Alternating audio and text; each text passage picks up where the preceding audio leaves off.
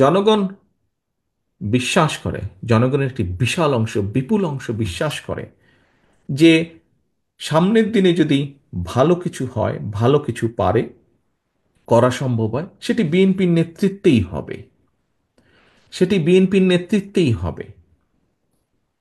আমরা স্বাধীনতা সংগ্রামের কথাও যদি বিবেচনা করি, সেই সময়কার যদি দেখি, আমাদের নেতা শহীদ রাষ্ট্রপতি জিয়াউর রহমান স্বাধীনতা যুদ্ধের ডাক দিয়েছেন।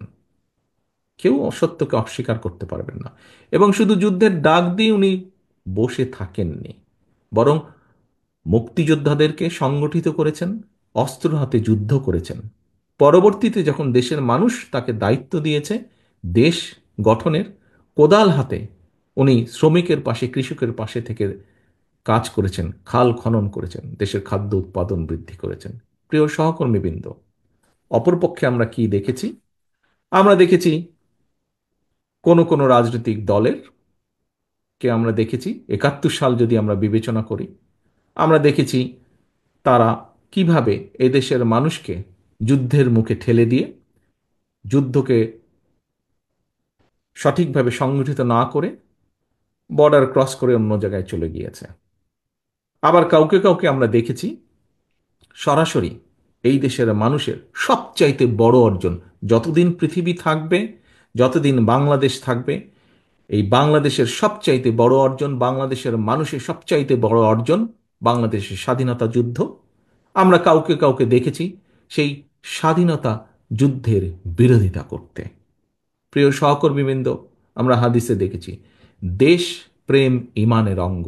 সেটি দেশের মাটিকে রক্ষা করা, দেশের মানুষের অধিকারকে রক্ষা করা, দেশের মানুষের অধিকারকে প্রতিষ্ঠিত করা, সবকিছুই এই ইমানের মধ্যে পড়ে, দেশ প্রেমের ভিতরে পড়ে।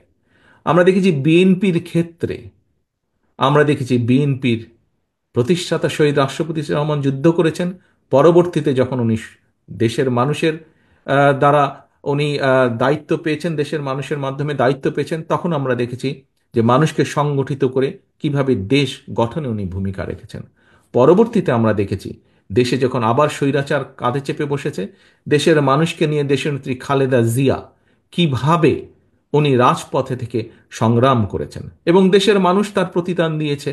1991 সালে দেশের মানুষ ভোটের মাধ্যমে বিএনপিকে দায়িত্ব দিয়েছে দেশ পরিচালনার জন্য।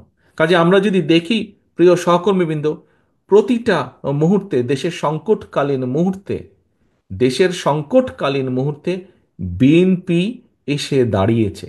দেশের মানুষ বিএনপির উপরে আস্থা রেখেছে। দেশের মানুষ চেয়েছে যে ঠিক আছে, যেহেতু বিএনপির উপরে আস্থা রাখা যায়, বিএনপিকে আমরা দায়িত্ব দিই। যখনই একটি নিরপেক্ষ নির্বাচন হয়েছে, কম বেশি প্রায় সকল নিরপেক্ষ নির্বাচনে যা দেশে এবং বিদেশে স্বীকৃতি লাভ করেছে একটি নিরপেক্ষ নির্বাচন হিসেবে, সেই নির্বাচনের মাধ্যমে প্রতিবার বিএনপি দেশ পরিচালনার সুযোগ পেয়েছে। দেশের মানুষ বিএনপিকে সেই সুযোগ দিয়েছে। প্রিয় সহকর্মীবৃন্দ, আগামীতে, সামনে আমরা প্রত্যাশা করি, দেশের মানুষ প্রত্যাশা করে, মানুষের গণতান্ত্রিক অধিকার প্রতিষ্ঠার জন্য সবচেয়ে প্রথম যে পদক্ষেপ সেটি হচ্ছে একটি নির্বাচন, এবং একটি নির্বাচন অনুষ্ঠিত হবে। এবং সেই নির্বাচনের মাধ্যমে দেশের মানুষ সিদ্ধান্ত নেবে যে পরবর্তীতে কারা, কাদেরকে তারা, দেশের মানুষ দেশ পরিচালনার দায়িত্ব দিবে। আমরা বিভিন্ন আলোচনায় দেখি, বিভিন্ন জ্ঞানী গুণী ব্যক্তির, বিভিন্ন বিশিষ্টজনের আলোচনায় আমরা দেখি, কম বেশি প্রত্যেক মানুষ তাদের বক্তব্যে তুলে ধরেন যে আগামী দিনে বাংলাদেশ জাতীয়তাবাদী দল বিএনপির সবচাইতে বেশি সম্ভাবনা দেশ পরিচালনা করার, সবচাইতে বেশি সম্ভাবনা সরকার গঠন করার, ভোটের মাধ্যমে জয়ী হয়। এখন প্রিয় সহকর্মী বৃন্দ, আজকে আপনারা আজকে আপনারা 31 দফা নিয়ে সারাদিন আলোচনা করেছেন। কেন আলোচনা করেছেন? খুব সংক্ষেপে বলতে হলে, এই 31 দফার মাধ্যমে আমরা দেশের পরিবর্তন ঘটাতে চাই, শুভ পরিবর্তন, পজিটিভ পরিবর্তন, যেটি মানুষ প্রত্যাশা করে। এখন এই পরিবর্তনটি এই পরিবর্তনটিতে কোনো জাদু বা ম্যাজিক না যে আমরা বলবো আর হয়ে যাবে। এই পরিবর্তনের জন্য আমাদের নিজেদেরকে প্রস্তুত হতে হবে, আমাদের মন মানসিকতার পরিবর্তন ঘটাতে হবে প্রথমে। যদি মন মানসিকতার পরিবর্তন ঘটাতে হয়, তাহলে সেভাবে আমাদের নিজেদেরকে প্রস্তুত করতে হবে।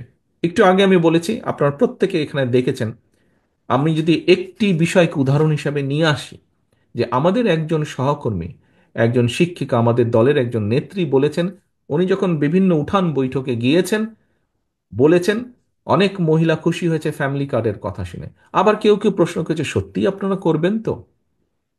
প্রিয় সহকর্মীবৃন্দ, আজকে আপনারা যারা এখানে আমার সামনে বসে আছেন, আপনারা সহ আরও যারা আমাদের লক্ষ লক্ষ নেতাকর্মী আছে, বিএনপির নেতাকর্মী আছে, এই সকল মানুষকে আজকে এই দায়িত্বটি নিতে হবে। আমাদের বিরুদ্ধে বিভ্রান্তি ছড়ানোর জন্য বহু মহল কিন্তু তৈরি হচ্ছে। আপনারা পোড় খাওয়া রাজনীতিবিদ, আপনাদের বুঝতে বিন্দুমাত্র অসুবিধা হওয়ার কোনো কারণ নেই। বিএনপির বিরুদ্ধে বিভিন্ন মহল বিভিন্নভাবে কিন্তু তৈরি হচ্ছে, প্রোপাগান্ডা ছড়াচ্ছে, এরই মধ্যে আমরা সেগুলো দেখতে পাচ্ছি। প্রোপাগান্ডা ছড়াচ্ছে, শত্রুপক্ষ বলেন বা প্রতিপক্ষ বলেন, সেগুলো তারা করবেই, দেশের ভিতরে বাইরে সেটি তারা করবে, আমরা সেটিকে ফেস করব। কিন্তু সবচেয়ে ইম্পর্টেন্ট বিষয় হচ্ছে, ওই যে যেই মানুষগুলো, কিছু কিছু মানুষ জিজ্ঞেস করছেন যে সত্যিই তোমরা করবা তো? এটি একটি আস্থার বিষয়। এখানে একজন প্রশ্নকর্তা ব্যাংকিং বিষয় নিয়ে বলেছেন, আমি তখন বলেছি যে ব্যাংক এমন একটা বিষয়, আস্থাটা ধীরে ধীরে গড়ে তুলতে হয়, অর্থনৈতিক বিষয় ঠিক ভোটের বিষয়টা এরকম, আস্থাটা ধীরে ধীরে গড়ে তুলতে হয়। সহকর্মীবৃন্দ, এই আস্থা ধরে রাখার দায়িত্ব কিন্তু জনগণের না। এই আস্থা, আমাদের প্রতি জনগণের আস্থা ধরে রাখার দায়িত্ব কিন্তু আমার, আপনার, আমাদের উপস্থিত সকলের, যারা উপস্থিত নেই, যার গায়ে একবার সিল লেগেছে বিএনপি, সেরকম প্রতিটি নেতাকর্মীর দায়িত্ব হচ্ছে এই আস্থাকে ধরে রাখা।